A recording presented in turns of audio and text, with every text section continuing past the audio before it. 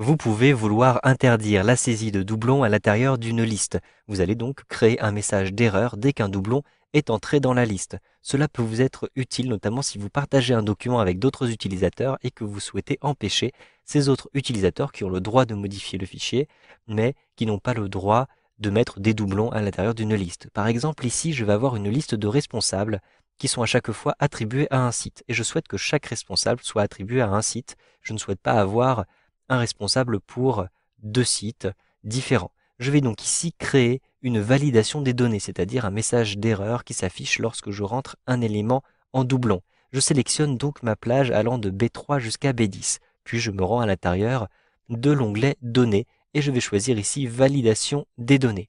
Ici, pour l'instant, j'autorise tout. Donc je vais rentrer à l'intérieur de cette liste une autorisation personnalisée. Je clique sur Personnaliser et je vais maintenant utiliser une formule. Je souhaite comparer les éléments terme à terme et vérifier à l'intérieur de cette plage de cellules si j'ai des doublons ou non. Donc je vais compter ces éléments avec un critère. Je vais donc utiliser la formule NBSI. Je rentre ici égale nb.si et j'ouvre ma parenthèse. Je vais maintenant préciser ma plage de données et je vais bloquer cette plage de données pour qu'elle soit bien utilisée pour chacune de mes cellules. Donc je vais à chaque fois ajouter des dollars. Ici un dollar de B3 jusqu'à B10. Donc B, dollar 3, ensuite 2 points, jusqu'à B10, dollar B, dollar 10.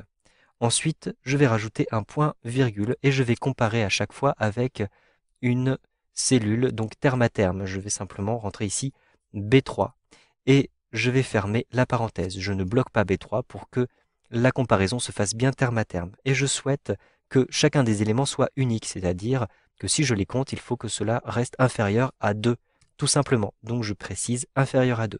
Ensuite, je vais préciser une alerte d'erreur s'il y a un doublon.